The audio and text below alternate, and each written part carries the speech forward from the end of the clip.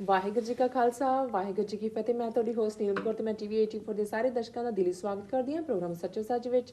ਰੋਜ਼ਾਨਾ ਦੀ ਤਰ੍ਹਾਂ ਤੁਹਾਡੇ ਤੇ ਸਾਡੇ ਹਰਮਨ ਪਿਆਰੇ ਡਾਕਟਰ ਅਮਨਜੀਤ ਸਿੰਘ ਜੀ ਸਾਡੇ ਸਟੂਡੀਓ ਵਿੱਚ ਆਏ ਹੋਏ ਨੇ। ਆਓ ਨਾ ਮਿਲ ਕੇ ਪ੍ਰੋਗਰਾਮ ਸ਼ੁਰੂ ਕਰਦੇ ਹਾਂ। ਡਾਕਟਰ ਸਾਹਿਬ welcome to our show. Thank you. Doctor ਸਾਹਿਬ ਅੱਜ 30 ਅਗਸਤ 2013 15 ਭਾਦੋਂ ਨਾਨਕਸ਼ਾਹੀ ਸੰਮਤ 545 ਦਾ ਦਿਨ ਹੈ ਤੇ ਹੁਣ ਅਸੀਂ ਆਪਣੇ ਪ੍ਰੋਗਰਾਮ ਦੀ ਸ਼ੁਰੂਆਤ ਸਾਡੇ ਦਰਸ਼ਕਾਂ ਵੱਲੋਂ ਆਈਆਂ emails, phone messages, text messages, Facebook messages ਅਤੇ ਟਵਿੱਟਰ ਮੈਸੇਜ ਦੇ ਨਾਲ ਕਰਦੇ ਹਾਂ। ਸਾਡੀ ਪਹਿਲੀ ਈਮੇਲ ਆਈ ਹੈ ਟੋਰਾਂਟੋ ਕੈਨੇਡਾ ਤੋਂ ਵੀਰ ਹਰਗੁਰਪਾਲ ਸਿੰਘ ਦੋਸਾਂਝੀ ਦੀ। ਇਹਨਾਂ ਨੂੰ ਪ੍ਰੋਗਰਾਮ ਸੱਚੋ ਸੱਚ ਬਹੁਤ ਚੰਗਾ ਲੱਗਦਾ ਹੈ। ਇਹ ਕਹਿੰਦੇ ਹਨ ਡਾਕਟਰ ਸਾਹਿਬ ਜਿਸ ਤਰੀਕੇ ਨਾਲ ਤੁਸੀਂ ਭਾਰਤੀ ਸਿਆਸਤਦਾਨਾਂ ਦੇ ਪੋਲ ਖੋਲਦੇ ਹੋ ਸਵਾਦ ਆ ਜਾਂਦਾ ਹੈ। ਮੈਨੂੰ ਨਹੀਂ ਲੱਗਦਾ ਸਿੱਖ ਜਗਤ ਵਿੱਚ ਕੋਈ ਹੋਰ ਵਿਅਕਤੀ ਇੰਨੀ ਯੋਗਤਾ ਦਾ ਮਾਲਕ ਹੋਵੇ। ਸੁਖਬੀਰ ਬਾਦਲ ਵੱਲੋਂ ਕੈਨੇਡਾ ਫੇਰੀ ਕੈਂਸਲ ਕਰਨ ਲਈ ਲਏ ਸੁਰੱਖਿਆ ਦੇ ਬਹਾਨੇ ਦੇ ਝੂਠ ਦੀ ਪੋਲ ਵੀ ਕੈਨੇਡਾ ਸਰਕਾਰ ਨੇ ਖੋਲ ਦਿੱਤੀ ਹੈ। ਕਿਰਪਾ ਕਰਕੇ ਇਸ ਸੰਬੰਧੀ ਜਰਾ ਵੇਰਵੇ ਨਾਲ ਦੱਸੋ ਜੀ ਡਾਕਟਰ ਸਾਹਿਬ। ਸਭ ਤੋਂ ਪਹਿਲਾਂ ਤਾਂ ਵੀਰ ਹਰਗੁਰਪਾਲ ਸਿੰਘ ਦੋਸਾਂਝ ਦਾ ਬਹੁਤ-ਬਹੁਤ ਧੰਨਵਾਦ। ਉਹਨਾਂ ਨੇ ਸਾਨੂੰ ਟੋਰਾਂਟੋ ਤੋਂ ਲਿਖਿਆ ਜੀ। ਉਹਨਾਂ ਨੇ ਜਿਹੜੇ ਸ਼ਲਾਘਾ ਦੇ ਸ਼ਬਦ ਕਹੇ ਨੇ ਉਹਨਾਂ ਦੇ ਲਈ ਵੀ ਅਸੀਂ ਉਹਨਾਂ ਦੇ ਸ਼ੁਕਰਗੁਜ਼ਾਰ ਹਾਂ। ਇਹ ਤਾਂ ਨਹੀਂ ਹੈ ਸਿੱਖ ਕੌਮ ਦੇ ਵਿੱਚ ਟੈਲੈਂਟ ਦੀ ਘਾਟ ਨਹੀਂ ਹੈ। ਆਪੋ ਆਪਣੇ ਫੀਲਡ ਦੇ ਵਿੱਚ ਬਹੁਤ ਸਾਰੇ ਸਿੱਖਾਂ ਨੇ ਬੁਲੰਦੀਆਂ ਨੂੰ ਛੂਹਿਆ ਜੀ। ਸੋ ਸਾਡਾ ਯਤਨ ਹੈ ਜਿੰਨਾ ਕੁ ਅਸੀਂ ਪੰਥਕ ਨੁਕਤਾ ਨਿਗਾਹ ਤੋਂ ਘਟਨਾਕ੍ਰਮ ਵੱਲ ਦੇਖਦੇ ਹਾਂ ਔਰ ਇਸ ਗੱਲ ਦਾ ਧਿਆਨ ਰੱਖਦੇ ਹਾਂ ਕਿ ਸਿੱਖ ਹਿੱਤ ਜਿਹੜੇ ਨੇ ਉਸ ਦੇ ਵਿੱਚ ਮੂਲ ਤੌਰ ਦੇ ਉੱਤੇ ਸਾਡੇ ਆਇਨੇ ਦੇ ਨਾਲ ਜੁੜੇ ਹੁੰਦੇ ਨੇ ਜਾਂ ਅਸੀਂ ਉਹਨਾਂ ਨੂੰ ਪਹਿਲ ਦਿੰਦੇ ਜੀ। ਸੋ ਜ਼ਾਹਰ ਹੈ ਵੀ ਹਿੰਦੁਸਤਾਨ ਦਾ ਜਿਹੜਾ ਸਟਰਕਚਰ ਹੈ ਉਹ ਸਿਆਸੀ ਹੋਏ, ਆਰਥਿਕ ਹੋਏ, ਸਮਾਜਿਕ ਹੋਏ ਜੀ, ਉਹ ਸਾਰਾ ਹੀ ਇੱਕ ਬੜੀ ਕਮਜ਼ੋਰ ਬੁਨਿਆਦ ਦੇ ਉੱਤੇ ਖੜਾ ਹੈ। ਸਮਾਜਿਕ ਢਾਂਚਾ ਜ਼ਾਤ ਪਾਤ ਦੇ ਉੱਤੇ ਖੜਾ ਹੈ ਜਿਹੜਾ 3-4 ਹਜ਼ਾਰ ਸਾਲ 'ਚ ਇੱਕ ਜਾਂ ਦੂਸਰੇ ਤਰੀਕੇ ਨਾਲ ਸਾਹਮਣੇ ਆ ਜਾਂਦਾ ਹੈ। ਊਚ ਨੀਚ ਦਾ ਵਰਤਾਰਾ ਹੈ ਜੀ। ਆਰਥਿਕ ਢਾਂਚੇ ਦੇ ਵਿੱਚ ਅਸੀਂ ਦੇਖਦੇ ਹਾਂ ਕਿ ਪਿਛਲੇ 66 ਸਾਲ ਦੇ ਵਿੱਚ ਅਮੀਰ ਹੋਰ ਅਮੀਰ ਹੋਇਆ ਹੈ, ਗਰੀਬ ਹੋਰ ਗਰੀਬ ਹੋਇਆ ਜੀ। ਇੱਕ ਪਾਸੇ ਦਾਅਵਾ ਕਰਦੇ ਨੇ ਕਿ ਜੀ ਸਾਡੀ ਇਕਨੋਮੀ 8% 10% ਗਰੋਥ ਤੇ ਜਾ ਰਹੀ ਹੈ ਜੀ। ਅਸੀਂ ਉਦੋਂ ਵੀ ਇਹ ਕਿਹਾ ਸੀ ਵੀ ਐਵੇਂ ਇਹ ਫਰਾਡ ਹੈ, ਝੂਠ ਬੋਲ ਰਹੇ ਨੇ। ਹੁਣ ਜਾ ਕੇ ਕਿਵੇਂ 68-69 ਰੁਪਈਏ ਦੇ ਉੱਤੇ ਡਾਲਰ ਦੇ ਬਰਾਬਰ ਜਿਵੇਂ ਇਹਦਾ ਹਾਲ ਹੋਇਆ ਰੁਪਈਏ ਦਾ ਜੀ। ਹੁਣ ਤਾਂ ਰਿਜ਼ਰਵ ਬੈਂਕ ਨੇ ਹੋਰ ਪੈਸਾ ਪੰਪ ਕਰਕੇ ਕੱਲ ਦੀ ਥੋੜੀ ਜਿਹੀ ਸਟੇਬਿਲਿਟੀ ਦਿੱਤੀ ਹੈ ਜੀ। ਪਰ ਜੇ ਸੀਰੀਆ ਦੇ ਵਿੱਚ ਲੜਾਈ ਹੋ ਜਾਂਦੀ ਹੈ ਤੇ ਇਹ ਰੁਪਈਆ ਤਾਂ ਜਿਹੜਾ 75 ਰੁਪਈਆ ਨੂੰ ਕ੍ਰਾਸ ਕਰੇਗਾ ਡਾਲਰ ਦੇ ਮੁਕਾਬਲੇ, ਕਿਉਂਕਿ ਫਿਰ ਆਇਲ ਇਹਨਾਂ ਨੇ ਇੰਪੋਰਟ ਕਰਨਾ, ਉਹਦੀਆਂ ਕੀਮਤਾਂ ਜਿਹੜੀਆਂ ਨੇ ਉਹ ਡਾਲਰ ਦੇ ਵਿੱਚ ਪੇ ਕਰਨੀਆਂ ਪੈਂਦੀਆਂ ਨੇ ਜੀ ਜੀ। ਇਸੇ ਤਰ੍ਹਾਂ ਸਿਆਸੀ ਤੌਰ ਤੇ ਉੱਪਰ ਤੋਂ ਲੈ ਕੇ ਥੱਲੇ ਤੱਕ ਕਰਪਸ਼ਨ ਇਸ ਲੈਵਲ ਤੇ ਹੈ ਕਿ ਆ ਮਨਮੋਹਨ ਸਿੰਘ ਨੂੰ ਬੜਾ ਇਮਾਨਦਾਰ ਪ੍ਰਧਾਨ ਮੰਤਰੀ ਬਣਾ ਕੇ ਜਿਹੜਾ ਉਹ ਵੇਚਿਆ ਸੀ ਲੋਕਾਂ ਦੇ ਵਿੱਚ। ਸਭ ਤੋਂ ਜ਼ਿਆਦਾ ਸਕੈਂਡਲ ਰਿਡਨ ਔਰ ਕਰਪਸ਼ਨ ਰਿਡਨ ਸਰਕਾਰ ਇਹਦੀ ਸਾਬਤ ਹੋਈ ਹੈ। ਜੇ ਪੰਜਾਬ ਦੇ ਹਵਾਲੇ ਨਾਲ, ਸਿੱਖਾਂ ਦੇ ਹਵਾਲੇ ਨਾਲ ਗੱਲ ਕਰੀਏ ਅਕਾਲੀ ਕੌਨਟੈਕਸਟ ਦੇ ਵਿੱਚ, ਤੇ ਹਾਲਤ ਉਸੇ ਤਰ੍ਹਾਂ ਦੀ ਬਦਤਰ ਹੈ। ਉਹਨਾਂ ਨੇ ਜਿਸ ਤਰੀਕੇ ਦੇ ਨਾਲ ਸ਼੍ਰੋਮਣੀ ਕਮੇਟੀ, ਅਕਾਲ ਤਖਤ ਸਾਹਿਬ ਔਰ ਪੂਰੇ ਦਾ ਪੂਰਾ ਅਕਾਲੀ ਸਟਰਕਚਰ ਹੀ ਜਿਹੜਾ ਹੈ ਉਹ ਕਰਪਟ ਕਰ ਦਿੱਤਾ ਹੈ। ਰਾਦਰ ਇੱਕ ਕੋੜਮੇ ਦਾ, ਇੱਕ ਟੱਬਰ ਦਾ, ਇਸ ਵੇਲੇ ਬਾਦਲ ਮਜੀਠੀਆ ਟੱਬਰ ਉਹਨੂੰ ਕੰਟਰੋਲ ਕਰਦਾ। ਸੋ ਇਹ ਸਾਰੇ ਫੈਕਟ ਨੇ, ਇਹਨਾਂ ਦੇ ਵਿੱਚ ਇਹ ਨਹੀਂ ਹੈ ਵੀ ਅਸੀਂ ਕੋਈ ਜ਼ਮੀਨ 'ਚ ਜਾ ਕੇ ਕੋਈ ਖੁਦਾਈ ਕਰਕੇ ਕੋਈ ਫੈਕਟ ਲੱਭ ਕੇ ਲਿਆਂਦੇ ਜੀ। ਸਿਰਫ ਫਰਕ ਇੰਨਾ ਹੈ ਵੀ ਬਹੁਤ ਸਾਰੇ ਸਾਡੇ ਵੀਰ ਭੈਣਾਂ ਜਿਹੜੇ ਪੰਥਕ ਸੋਚ ਵੀ ਰੱਖਦੇ ਨੇ ਉਹ ਜਾਂ ਤਾਂ ਕਿਸੇ ਭਾਵਨਾ ਵਸ ਇੱਕ ਧਿਰ ਨਾਲ ਜਾਂ ਦੂਜੇ ਨਾਲ ਜੁੜ ਜਾਂਦੇ ਨੇ, ਜਾਂ ਉਹਨਾਂ ਦੇ ਓਪਰਚੁਨਿਸਟ ਮੌਕਾ ਪ੍ਰਸਤ ਹਿੱਤ ਹੁੰਦੇ ਨੇ ਜੀ, ਜਾਂ ਬਹੁਤ ਸਾਰੇ ਕਿਸੇ ਨਾਲ ਮੱਥਾ ਹੀ ਨਹੀਂ ਲਾਉਣਾ ਚਾਹੁੰਦੇ ਕਿ ਜੀ ਕਾਹਨੂੰ ਅਸੀਂ ਕੀ ਲੈਣਾ ਹੈ ਜੀ, ਵਾਟ ਟੂ ਅਸ ਜੀ ਜੀ। ਜਾਂ ਜਿਵੇਂ ਅਮਰੀਕਨ ਨਿਆਣੇ ਕਹਿੰਦੇ ਨੇ ਆਈ ਡੋਂਟ ਕੇਅਰ ਜੀ। ਸੋ ਉਹਨਾਂ ਦਾ ਐਟੀਟਿਊਡ ਡੋਂਟ ਕੇਅਰ ਵਾਲਾ ਹੈ। ਸੋ ਅਸੀਂ ਇਹ ਸਮਝਦੇ ਹਾਂ ਵੀ ਨਾ ਇਹ ਡੋਂਟ ਕੇਅਰ ਨਾਲ ਸਰਨਾ ਹੈ, ਨਾ ਹੀ ਕੋਈ ਇਹਦੇ 'ਚ ਮੌਕਾ ਪ੍ਰਸਤੀ ਤੁਹਾਨੂੰ ਕਿਸੇ ਕੰਢੇ ਲਿਜਾਏਗੀ। ਇਹ ਸੱਚ ਨੂੰ ਸੱਚ ਕਹਿਣਾ, ਜੇ ਅਸੀਂ ਪ੍ਰੋਬਲਮ ਆਇਡੈਂਟੀਫਾਈ ਨਹੀਂ ਕਰਾਂਗੇ ਜੀ ਉਹਦਾ ਕੋਈ ਹੱਲ ਨਹੀਂ ਹੋਏਗਾ, ਸੋਲੂਸ਼ਨ ਨਹੀਂ ਹੋਏਗਾ ਜੀ ਜੀ। ਹੁਣ ਜਿਹੜੀ ਗੱਲ ਉਹਨਾਂ ਨੇ ਇਸ਼ਾਰਾ ਕੀਤਾ ਹੈ ਕਿ ਵੀ ਕੈਨੇਡੀਅਨ ਸਰਕਾਰ ਨੇ ਸੁਖਬੀਰ ਬਾਦਲ ਦਾ ਜਿਹੜਾ ਸਿਕਿਉਰਿਟੀ ਦਾ ਬਹਾਨਾ ਸੀ ਕਿ ਜੀ ਅਸੀਂ ਇਸ ਲਈ ਕੈਨੇਡਾ 'ਚ ਦੀ ਵਿਜ਼ਿਟ ਕੈਂਸਲ ਕਰ ਰਹੇ ਹਾਂ ਕਿਉਂਕਿ ਸਤੰਬਰ ਮਹੀਨੇ ਉਹਨੇ ਆਉਣਾ ਸੀ ਜੀ ਜੀ। ਉਸ ਦੀਆਂ ਮੀਟਿੰਗਸ ਵੀ ਪ੍ਰਾਈਮ ਮਿਨਿਸਟਰ ਸਟੀਫਨ ਹਾਰਪਰ ਦੇ ਨਾਲ ਔਰ ਦੂਸਰੇ ਜਿਹੜੀਆਂ ਨੇ ਜੁੜੀਆਂ ਹੋਈਆਂ ਸੀਗੀਆਂ, ਬ੍ਰਿਟਿਸ਼ ਕੋਲੰਬੀਆ ਦੇ ਵਿੱਚ ਵੀ ਜਾਣਾ ਸੀ, ਕਮਿਊਨਿਟੀ ਦੇ ਨਾਲ ਵੀ ਜਿਹੜੀ ਹੈ ਇੰਟਰੈਕਸ਼ਨ ਦੀ ਗੱਲ ਸੀ ਜੀ। ਫਿਰ ਖਬਰਾਂ ਆਈਆਂ ਕਿ ਜੀ ਇੰਡੀਅਨ ਗਵਰਨਮੈਂਟ ਨੇ, ਫੋਰਨ ਮਿਨਿਸਟਰੀ ਨੇ ਕੈਨੇਡਾ ਦੇ ਨਾਲ ਗੱਲਬਾਤ ਕੀਤੀ ਹੈ।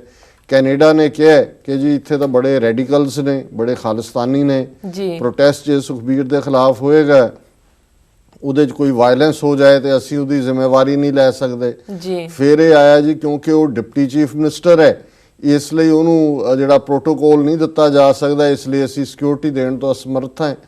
ਔਰ ਇਸੇ ਗੱਲ ਦੇ ਉੱਤੇ ਸੁਖਬੀਰ ਬਾਦਲ ਨੇ ਵੀ ਰਿਐਕਟ ਕੀਤਾ ਕਿ ਜੀ ਜਦੋਂ ਕੈਨੇਡਾ ਵਾਲੇ ਆਉਂਦੇ ਨੇ ਅਸੀਂ ਤਾਂ ਅੱਖਾਂ ਵਿਛਾ ਦਿੰਦੇ ਆ ਥੱਲੇ, ਅਸੀਂ ਤਾਂ ਸੈਂਕੜਿਆਂ ਦੀ ਗਿਣਤੀ 'ਚ ਆਪਣੇ ਸਿਕਿਉਰਿਟੀ ਗਾਰਡ ਦਿੰਦੇ, ਔਰ ਇਹ ਕਿਵੇਂ ਹੋਇਆ ਕਿ ਜੀ ਮੈਨੂੰ ਸਿਕਿਉਰਿਟੀ ਨਹੀਂ ਦੇ ਰਹੇ। ਜੀ ਜੀ। ਪਰ ਇਹ ਜਿਹੜੀ ਗੱਲ ਉਹਨਾਂ ਨੇ ਕੀਤੀ ਹੈ ਕਿ ਕਿਵੇਂ ਝੂਠ ਦਾ ਇਹ ਸਾਰਾ ਅਡੰਬਰ ਉਹ ਭਾਵੇਂ ਭਾਰਤ ਦੀ ਫੋਰਨ ਮਿਨਿਸਟਰੀ ਨੇ ਰਚਿਆ ਜੀ ਜਾਂ ਸੁਖਬੀਰ ਬਾਦਲ ਨੇ ਰਚਿਆ, ਕਾਰਨ ਇਹੀ ਸੀ ਜਿਹੜੀ ਉਦੋਂ ਵੀ ਜਦੋਂ ਅਸੀਂ ਇਸ ਤੇ ਚਰਚਾ ਕੀਤੀ ਅਸੀਂ ਕਿਹਾ ਵੀ ਇਹ ਤਾਂ ਇੱਕ ਸਮੋਕ ਸਕਰੀਨ ਹੈ, ਸਿਕਿਉਰਿਟੀ ਦਾ ਬਹਾਨਾ ਬਣਾ ਕੇ ਵਿੱਚੋਂ ਨਿਕਲ ਰਹੇ ਨੇ।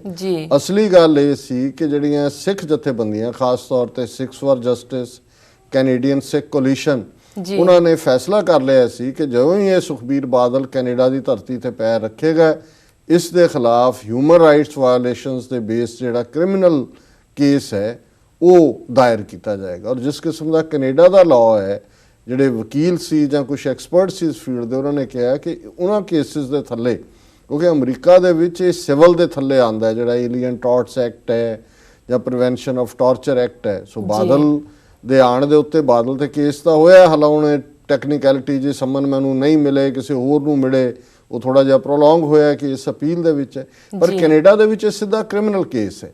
ਸੋ ਉਹਨਾਂ ਨੇ ਆਪਣਾ ਉਹ ਹਿਸਾਬ ਕਿਤਾਬ ਜਿਹਾ ਲਾ ਕੇ ਦੇਖਿਆ ਵੀ ਅਸੀਂ ਯਾਤਰਾ ਚੋਂ ਕੱਢਣਾ ਕੀ ਹੈ, ਨਾਲੇ ਤਾਂ ਤੋਏ ਹੋਏਗੀ, ਸਿੱਖਾਂ ਨੂੰ ਜਵਾਬ ਦੇਣਾ ਪਏਗਾ। ਸੋ ਪਰ ਬਹਾਨਾ ਉਹਨਾਂ ਨੇ ਸਿਕਿਉਰਿਟੀ ਦਾ ਬਣਾਇਆ। ਪਰ ਇੱਕ ਗੱਲ ਦਾ ਜਿਹੜੇ ਜਿੰਨੇ ਮਰਜ਼ੀ ਚਲਾਕ ਜਿਹੜੇ ਕਾਂ ਹੁੰਦੇ ਨੇ ਉਹ ਕਿਤੇ ਨਾ ਕਿਤੇ ਅਲਟੀਮੇਟਲੀ ਫਿਰ ਵੀ ਡਿੱਗਦੇ ਨੇ। ਉਹਨਾਂ ਨੇ ਇਹ ਹਿਸਾਬ ਨਹੀਂ ਲਾਇਆ ਵੀ ਇਹ ਕੋਈ ਕੈਨੇਡਾ ਦੀ ਸਰਕਾਰ, ਕੋਈ ਇੰਡੀਅਨ ਗਵਰਨਮੈਂਟ ਤਾਂ ਨਹੀਂ ਹੈ ਕਿ ਵੀ ਇੱਕ ਝੂਠ ਬੋਲਿਆ ਤਾਂ ਚੁੱਪ ਕਰਕੇ ਬੈਠੇ ਰਹਿਣਗੇ। ਜੇ ਹੁਣ ਉਹਨਾਂ ਦੇ ਉੱਤੇ ਚਾਰਜ ਲੱਗ ਗਿਆ ਹੈ ਕਿ ਕੈਨੇਡਾ ਵਾਲਿਆਂ ਨੇ ਸਿਕਿਉਰਿਟੀ ਪ੍ਰੋਵਾਈਡ ਨਹੀਂ ਕੀਤੀ ਤੇ ਉਹਨਾਂ ਨੇ ਆਪਣੀ ਐਕਸਪਲੇਨੇਸ਼ਨ ਦੇਣੀ ਸੀ, ਔਰ ਉਹਨਾਂ ਦੀ ਐਕਸਪਲੇਨੇਸ਼ਨ ਜਿਹੜੀ ਹੈ ਉਹ ਮਿਨਿਸਟਰੀ ਆਫ ਐਕਸਟਰਨਲ ਅਫੇਅਰਸ, ਜਿਹਨੂੰ ਵਿਦੇਸ਼ ਮੰਤਰਾਲਾ ਕਹਿੰਦੇ ਨੇ, ਉਹਨਾਂ ਦਾ ਸਪੋਕਸਮੈਨ ਹੈ ਜੀਨ ਬਰੋਨੋ ਵੈਲੂਨੋਵੋ, ਇਹ ਉਹਦਾ ਨਾਂ ਹੈ। ਤੇ ਉਹਨੇ ਜਿਹੜੀ ਐਗਜ਼ੈਕਟ ਸ਼ਬਦਾਵਲੀ ਕਹੀ ਹੈ ਮੈਂ ਅੰਗਰੇਜ਼ੀ ਦੇ ਵਿੱਚ ਉਹ ਦੁਹਰਾਣੀ ਚਾਹੁੰਦਾ ਜੀ। ਉਹਨਾਂ ਨੇ ਇਹ ਕਿਹਾ ਵੀ never received a formal request for security so such a request could not have been refused ਜੀ, ਕਿ ਸਾਨੂੰ ਤਾਂ ਕਦੇ ਫਾਰਮਲੀ ਸੁਰੱਖਿਆ ਦੇ ਲਈ ਕਿਸੇ ਨੇ ਬੇਨਤੀ ਵੀ ਨਹੀਂ ਕੀਤੀ ਜੀ, ਤੇ ਜੇ ਬੇਨਤੀ ਹੋਈ ਨਹੀਂ ਤੇ ਉਹ ਰਿਫਿਊਜ਼ ਕਿੱਦਾਂ ਹੋ ਗਏ। ਸੋ ਇਹ ਵੀ ਉਹਨਾਂ ਨੇ ਰਾਦਰ ਸੈਟਿਰ ਕੀਤਾ, ਵਿਅੰਗ ਕੀਤਾ we never received a formal request for security so such a request could not have been refused ਜੀ। ਇਹਨੂੰ ਅਸੀਂ ਇਨਕਾਰ ਕਿਵੇਂ ਕਰ ਦਿੱਤਾ ਜੇ ਸਾਨੂੰ ਰਿਕੁਐਸਟ ਨਹੀਂ ਆਈ। ਸੋ ਹੁਣ ਔਰ ਇਸ ਦੇ ਉੱਤੇ ਹੀ ਦਲ ਖਾਲਸਾ ਨੇ ਬਿਲਕੁਲ ਠੀਕ ਸਟੈਂਡ ਲਿਆ। ਉਹਨਾਂ ਨੇ ਕਿਹਾ ਵੀ ਹੁਣ ਸੁਖਬੀਰ ਬਾਦਲ ਮੋਰਲ ਗਰਾਊਂਡ ਦੇ ਉੱਤੇ ਝੂਠ ਬੋਲਿਆ ਜੀ, ਰਿਜ਼ਾਈਨ ਕਰੋ। ਸੋ ਅਸੀਂ ਸਮਝਦੇ ਹਾਂ ਵੀ ਚਲੋ ਇਹ ਚੰਗੀ ਗੱਲ ਹੈ, ਨਹੀਂ ਤਾਂ ਸਾਨੂੰ ਇਹ ਫਿਕਰ ਸੀ ਕਿ ਜੀ ਕੈਨੇਡਾ ਦੀ ਗਵਰਨਮੈਂਟ ਇਹ ਕਿਵੇਂ ਕਹਿ ਸਕਦੀ ਹੈ ਇੰਡੀਅਨ ਫੋਰਨ ਮਿਨਿਸਟਰੀ ਨੂੰ ਕਿ ਜੀ ਇੱਥੇ ਰੈਡੀਕਲਸ ਹਮਲਾ ਕਰ ਸਕਦੇ ਨੇ। ਅਮਰੀਕਾ ਕੈਨੇਡਾ 'ਚ ਸਿੱਖ ਸਮਝਦੇ ਨੇ, ਆਪਣੀ ਜ਼ਿੰਮੇਵਾਰੀ ਵੀ ਸਮਝਦੇ ਨੇ, ਉਹ ਸਮਝਦੇ ਨੇ ਵੀ ਹਿੰਸਾ ਇਸ ਧਰਤੀ ਤਾਂ ਇੰਡੀਅਨ ਏਜੰਸੀਆਂ ਕਰਵਾਉਂਦੀਆਂ। ਏਅਰ ਇੰਡੀਆ ਦਾ ਹਾਦਸਾ ਇੰਡੀਅਨ ਰॉ ਨੇ ਕਰਵਾਇਆ ਜੀ। ਸੋ ਇਹ ਇਲਜ਼ਾਮ ਜੇ ਇੱਕ ਕਲੈਰਿਟੀ ਨਾ ਆਉਂਦੀ ਫੋਰਨ ਮਿਨਿਸਟਰੀ ਵੱਲੋਂ, ਇਸ ਗੱਲ ਦਾ ਰਹਿਣਾ ਸੀ ਕਿ ਹੋਏ ਨਾ ਕਿਤੇ ਕੈਨੇਡਾ ਵਾਲਿਆਂ ਨੇ ਕਿਹਾ ਹੋਏ। ਪਰ ਹੁਣ ਇਸ ਤੋਂ ਇਹ ਜ਼ਾਹਰ ਹੈ ਕਿ ਵੀ ਨਾ ਸਿਰਫ ਸੁਖਬੀਰ ਬਾਦਲ ਨੇ ਡਰਦਿਆਂ ਇਸ ਦੌਰੇ ਨੂੰ ਕੈਂਸਲ ਕੀਤਾ ਹੈ, ਈਵਨ ਇਸ ਕੈਂਸਲੇਸ਼ਨ 'ਚੋਂ ਵੀ ਇੰਡੀਆ ਦੀ ਫੋਰਨ ਮਿਨਿਸਟਰੀ ਹੋਏ, ਇੰਡੀਅਨ ਮੀਡੀਆ ਹੋਏ, ਉਹਨਾਂ ਨੇ ਬਾਹਰਲੇ ਸਿੱਖਾਂ ਨੂੰ ਬਦਨਾਮ ਕਰਨ ਦਾ ਯਤਨ ਕੀਤਾ ਹੈ ਕਿ ਈਵਨ ਕੈਨੇਡਾ ਸਰਕਾਰ ਵੀ ਜਿਹੜੀ ਆ ਉਹ ਰੈਡੀਕਲ ਸਿੱਖਾਂ ਤੋਂ ਡਰਦੀ ਹੈ ਜਾਂ ਉਹਨਾਂ ਨੂੰ ਹਿੰਸਾ ਦਾ ਡਰ ਹੈ। ਸੋ ਅਸੀਂ ਸਮਝਦੇ ਹਾਂ ਵੀ ਇਹਨਾਂ ਦਾ ਪੋਲ ਤਾਂ ਕੀ ਖੋਲ੍ਹਣਾ ਹੈ, ਇਹ ਤਾਂ ਵੈਸੇ ਹੀ ਖੋਲ੍ਹ ਦਿੱਤਾ ਹੈ। ਇਹਨਾਂ ਦੀ ਕੈਨੇਡੀਅਨ ਸਿਸਟਮ ਨੇ ਹੀ ਸੱਚ ਬੋਲ ਕੇ ਦੱਸ ਦਿੱਤਾ ਕਿ ਕਿਵੇਂ ਇਹ ਸਮੇਂ-ਸਮੇਂ ਝੂਠ ਬੋਲਦੇ ਨੇ। ਜੀ ਡਾਕਟਰ ਸਾਹਿਬ, ਸਾਡੀ ਅਗਲੀ ਈਮੇਲ ਪੈਰਿਸ ਫਰਾਂਸ ਤੋਂ ਵੀਰ ਹਰਮੇਲ ਸਿੰਘ ਬਰਾੜ ਜੀ ਦੀ ਹੈ। ਕਿਹਨਾਂ ਦੀ ਜੀ? ਹਰਮੇਲ ਸਿੰਘ ਬਰਾੜ ਜੀ। ਇਹਨਾਂ ਨੂੰ ਪ੍ਰੋਗਰਾਮ ਸੱਚੋ ਸੱਚ ਨਾਲ ਅੰਤਾਂ ਦੀ ਮੁਹੱਬਤ ਹੈ। ATV 84 ਦੀ ਸਾਰੀ ਟੀਮ ਨੂੰ ਸ਼ੁਭਕਾਮਨਾਵਾਂ ਭੇਟ ਕਰਦੇ ਹਨ। ਇਹਨਾਂ ਦਾ ਸਵਾਲ ਹੈ ਕਿ ਜਥੇਦਾਰ ਅਵਤਾਰ ਸਿੰਘ ਮੱਕੜ ਪ੍ਰਧਾਨ ਸ਼੍ਰੋਮਣੀ ਕਮੇਟੀ ਨੇ ਇੱਕ ਬਿਆਨ ਵਿੱਚ ਕਿਹਾ ਹੈ ਕਿ ਉਹ ਪ੍ਰਕਾਸ਼ ਸਿੰਘ ਬਾਦਲ ਅਤੇ ਸੁਖਬੀਰ ਸਿੰਘ ਬਾਦਲ ਦੇ ਖਿਲਾਫ ਮੂੰਹ ਖੋਲਣ ਦੀ ਜੁਰਤ ਕਿਉਂ ਨਹੀਂ ਕਰ ਸਕਦੇ। ਤੁਹਾਡੇ ਇਸ ਬਾਰੇ ਕੀ ਖਿਆਲ ਹੈ? ਦੇਖੋ, ਇਹ ਵੀ ਬੜੀ ਦਿਲਚਸਪ ਗੱਲ ਹੈ। ਅਵਤਾਰ ਸਿੰਘ ਮੱਕੜ ਸ਼੍ਰੋਮਣੀ ਕਮੇਟੀ ਦੇ ਪ੍ਰਧਾਨ ਨੇ ਜੀ, ਪਟਿਆਲੇ ਦੇ ਵਿੱਚ ਇੱਕ ਸਮਾਗਮ ਦੇ ਦੌਰਾਨ ਜਦੋਂ ਇਹ ਗੱਲ ਚੱਲੀ ਸਕੂਲਾਂ ਦੇ ਸਿਸਟਮ ਦੀ, ਤਾਂ ਇਹਨਾਂ ਨੇ ਬਿਆਨ ਦਿੱਤਾ ਹੈ ਕਿ ਜਿਹੜੇ ਸ਼੍ਰੋਮਣੀ ਕਮੇਟੀ ਸਕੂਲ ਰਨ ਕਰਦੀ ਹੈ ਉਹਨਾਂ ਦਾ ਸਟੈਂਡਰਡ ਜਿਹੜਾ ਪੰਜਾਬ ਸਰਕਾਰ ਦੇ ਸਕੂਲ ਨੇ ਉਹਨਾਂ ਨਾਲੋਂ ਬਿਹਤਰ ਹੈ, ਵਧੀਆ ਜੀ।